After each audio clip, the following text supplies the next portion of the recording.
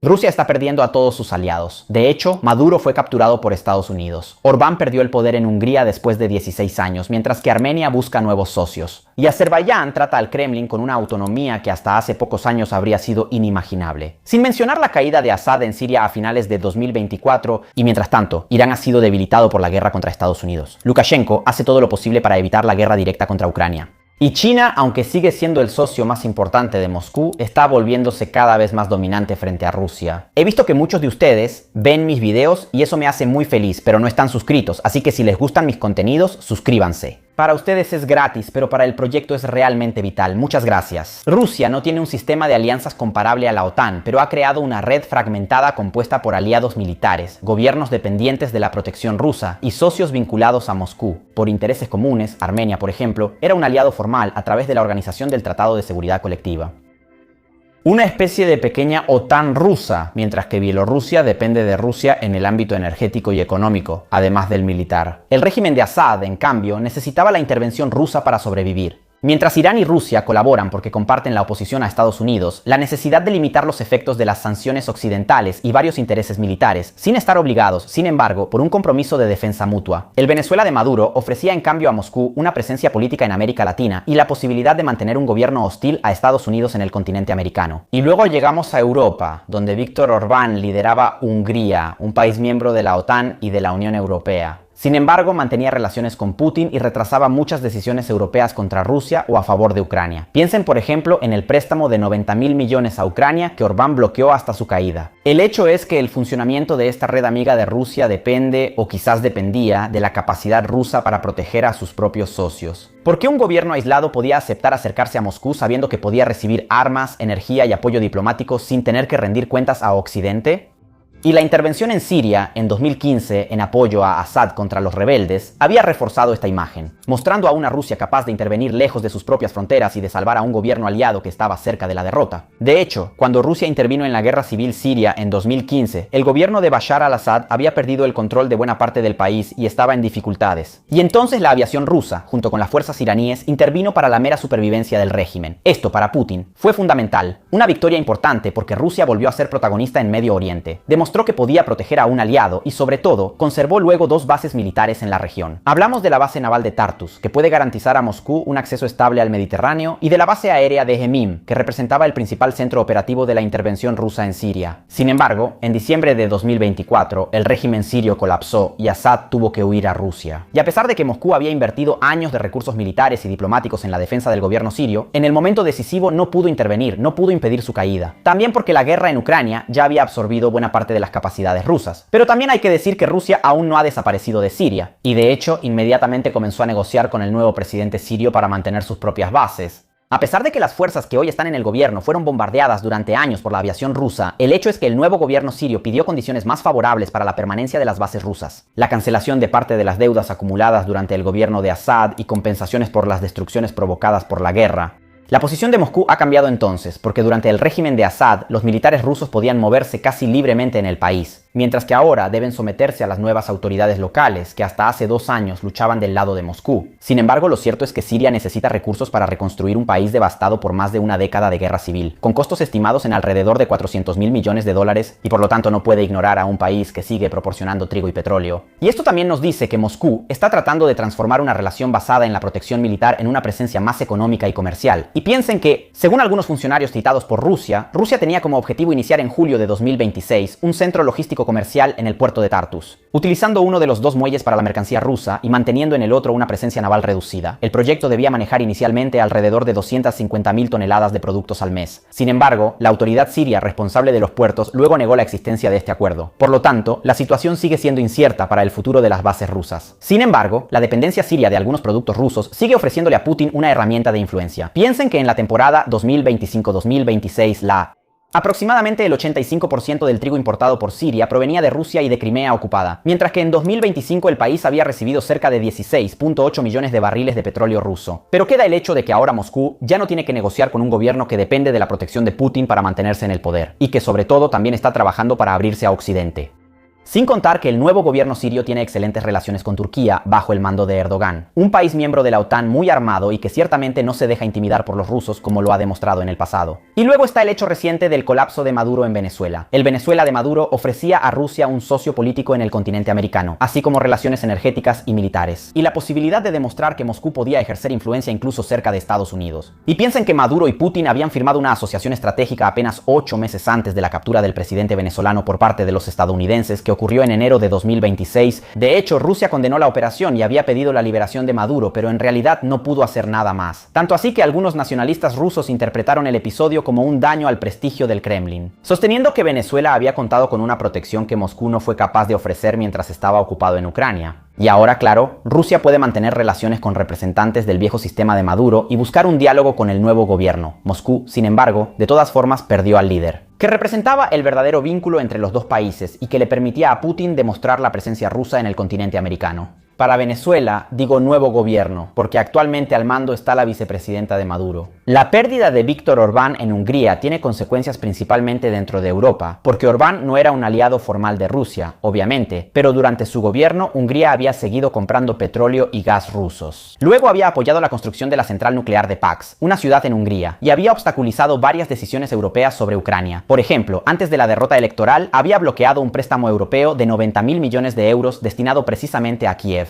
El hecho es que en abril de 2026 Orbán perdió las elecciones contra Peter Magyar, después de 16 años de gobierno. Esto provocó una reacción muy negativa entre varios comentaristas rusos, preocupados por la posibilidad de que Budapest dejara de frenar el apoyo europeo a Ucrania. Por eso, el Kremlin intentó rápidamente entablar un diálogo con el nuevo gobierno, mientras que Magyar sí declaró que quería mantener temporalmente los suministros energéticos rusos y una relación pragmática con Putin, pero por otro lado, tampoco quiere seguir siendo el verso suelto de Europa. Las relaciones económicas entre Hungría y Rusia no desaparecerán de inmediato, pero Moscú sin duda ha perdido a un líder dispuesto a utilizar el conflicto con Bruselas para obstaculizar las decisiones europeas y la defensa ucraniana. Pero ahora llegamos al punto que más le duele a Putin: el Cáucaso. La pérdida de influencia rusa más importante está ocurriendo en el Cáucaso Meridional, una región que durante décadas Moscú ha considerado como su propia área estratégica. Primero bajo el Imperio Ruso, luego bajo la Unión Soviética y todavía entre comillas bajo Rusia. Y hablamos de países como Armenia y Azerbaiyán, además de Georgia. De todos modos, Rusia, Armenia y Azerbaiyán habían construido un equilibrio en el cual Moscú era aliada de Ereván, vendía armas a Bakú y se presentaba como mediador en el conflicto entre Armenia y Azerbaiyán. Rusia el control de Nagorno-Karabaj. Este sistema permitía a Rusia seguir siendo indispensable para ambos países, porque Armenia dependía de la protección militar rusa, mientras que Azerbaiyán tenía que evitar que Moscú apoyara completamente al gobierno armenio. Pero desde 2022, la guerra en Ucrania ha reducido los recursos para mantener este papel, obligando a Rusia a centrar casi toda su atención en el frente. Piensen que, según el CSIS, Moscú trasladó a Ucrania a cientos de soldados que antes estaban desplegados en las bases rusas en Tayikistán y Kirguistán, y también ha reducido parte de sus fuerzas en los territorios georgianos ocupados, y Armenia interpretó esta menor presencia como un fracaso de la seguridad garantizada por Rusia. Y consideren que Armenia pertenece a la OTAN rusa, participaba en la Unión Económica Euroasiática y alberga una base militar rusa. Pero a pesar de esto, en 2023, Moscú no impidió que Azerbaiyán conquistara Nagorno-Karabaj, provocando la huida a Armenia de casi toda la población armenia de la región. Ahora, Rusia no tenía una obligación automática de intervenir en Nagorno-Karabaj, porque es un territorio reconocido internacionalmente como de Azerbaiyán. Pero para muchos armenios esto no borró la sensación de haber sido abandonados por su principal aliado. Y así, en 2024, Armenia congeló su participación en la Organización del Tratado de Seguridad Colectiva, argumentando que la alianza no logró proteger al país. El gobierno de Pashinyan, que recientemente volvió a ganar las elecciones en Armenia, además ha ampliado las relaciones con Occidente, aprobando en 2025 una ley para iniciar el proceso de adhesión a la Unión Europea y firmando en mayo de 2026 una asociación estratégica con Estados Unidos y un acuerdo sobre cooperación en el sector de minerales críticos. Y los acuerdos también incluyen el corredor TRIP, un tramo de 43 kilómetros a través del sur de Armenia que debería conectar a Azerbaiyán con Turquía, creando una ruta entre Asia y Europa que evita a Rusia e Irán. Además, en agosto de 2025 Armenia y Azerbaiyán habían firmado en Washington un acuerdo promovido por Estados Unidos, comprometiéndose a respetar su propia integridad territorial y a avanzar hacia la normalización de las relaciones. Y el acuerdo también otorgaba a Estados Unidos derechos de desarrollo sobre el corredor logístico y eliminaba algunas restricciones a la cooperación militar entre Estados Unidos y Azerbaiyán, mientras que Rusia, en cambio, se encontró excluida de una de las negociaciones más importantes de la región, que durante décadas había intentado controlar. Ahora bien, Armenia sigue estando vinculada a Moscú en el ámbito económico y energético. En 2025, Rusia representaba aproximadamente el 35% del comercio exterior armenio, y en julio de 2026 Pashinyan se reunió con el primer ministro ruso, declarando que quería resolver los problemas entre ambos países. Sin embargo, en el mes siguiente a las elecciones armenias, la Unión Europea ya había distribuido 52 millones de euros en apoyo económico y liberalizó algunas reglas sobre las exportaciones armenias hacia el mercado europeo. Ereván está tratando de mantener las ventajas de la relación con Moscú, pero al mismo tiempo está construyendo alternativas políticas y económicas. Claramente esto no le gusta a Moscú. Y Putin respondió con limitaciones a las importaciones de productos armenios y con la amenaza de aumentar el precio del gas, en caso de que Ereván se alejara aún más de Rusia.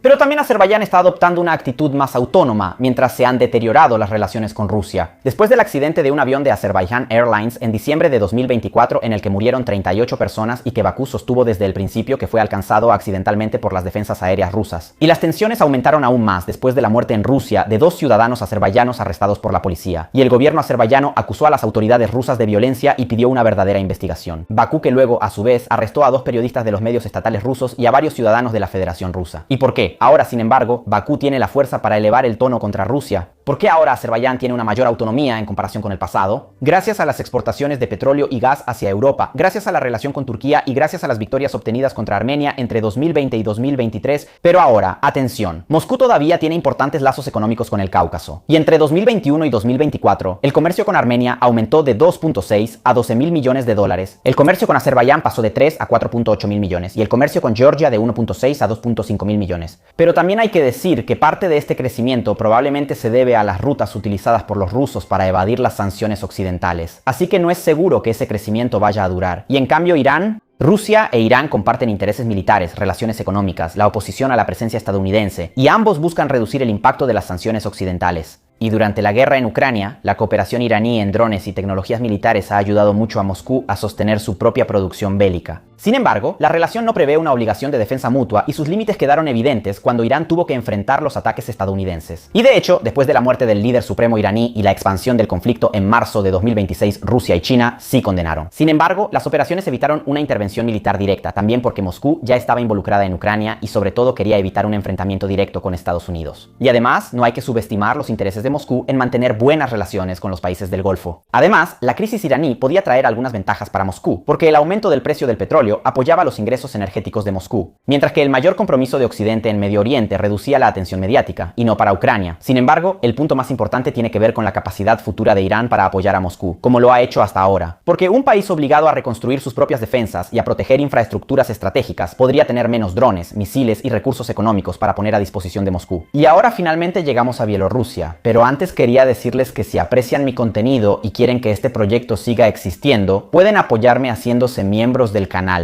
Se trata de menos de 2 euros al mes, pero para mí realmente hacen la diferencia para no depender solo de las visualizaciones y los patrocinadores. Muchísimas gracias de corazón a todos los que ya son miembros del canal y a todos los que decidan hacerse miembros. Volvamos al video. Bielorrusia es el país más cercano y más integrado con Rusia, de la cual depende para la energía, la seguridad y la economía. Y la dependencia de Lukashenko aumentó después de las protestas de 2020, especialmente cuando el apoyo ruso contribuyó a la supervivencia de su gobierno y hizo que Minsk estuviera aún más ligada al Kremlin. Tanto así que en febrero de 2022, Bielorrusia permitió a las fuerzas rusas utilizar su territorio para atacar a Ucrania y posteriormente amplió la cooperación militar con Moscú, albergando infraestructuras y armas nucleares rusas. Sin embargo, Lukashenko ha evitado enviar directamente al ejército bielorruso al frente y en mayo de 2026, durante los ejercicios nucleares conjuntos, también declaró que Bielorrusia no se dejaría arrastrar al conflicto. De hecho, una participación directa expondría a Minsk a los ataques ucranianos, aumentaría las tensiones internas y emplearía a un ejército sin experiencia en un conflicto sumamente difícil. De todos modos, en 2026, Zelensky acusó a Moscú de querer arrastrar aún más a Minsk al conflicto y habló de actividades inusuales cerca de la frontera, mientras que Lukashenko rechazó las acusaciones.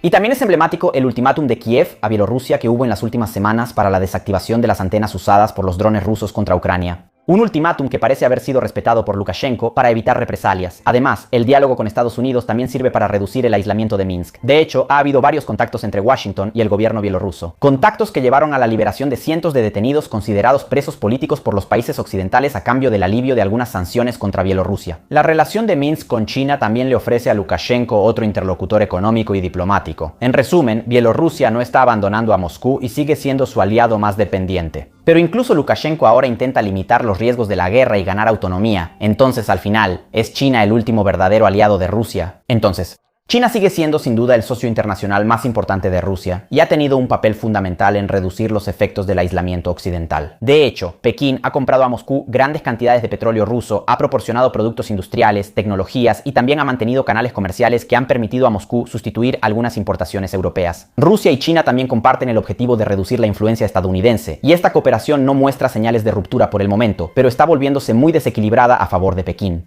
El caso del gasoducto Power of Siberia 2 es emblemático. Rusia y China, de hecho, habían anunciado en 2025 un acuerdo para construir el proyecto, pero en mayo de 2026 aún no habían llegado a un acuerdo sobre el precio del gas, y algunas fuentes incluso creían que las negociaciones económicas podrían durar años. Y para Moscú, el gasoducto es necesario para sustituir las ventas perdidas en Europa, así que Putin tiene cierta prisa. Mientras tanto, Pekín sigue evaluando suministros alternativos y mantiene a Moscú en suspenso. Además, China está ampliando su influencia en Asia Central, donde el comercio chino alcanzó la cifra récord de 106 mil millones de dólares en 2025, y Pekín ha aumentado las inversiones en infraestructura y cooperación militar. Estas son zonas donde Rusia siempre ha tenido cierta centralidad y donde conserva lazos profundos. En 2025 imaginen que representaba el 19% del comercio total de los países centroasiáticos y además, para agravar la situación para Moscú, también está el hecho de que la Unión Europea está aumentando su presencia en la región, con el comercio con Asia Central que en 2024 alcanzó los 56 mil millones de euros. En resumen, la región se está volviendo más abierta a diferentes socios mientras Rusia pierde terreno. El hecho es que China siempre mantiene a Rusia a flote, pero mientras tanto aprovecha su debilidad y según ustedes, ¿Rusia logrará reconstruir su propia influencia o está destinada a volverse irrelevante? Escríbanmelo en los comentarios, denle like, hagan hype y suscríbanse al canal si les gustó el video. Adiós.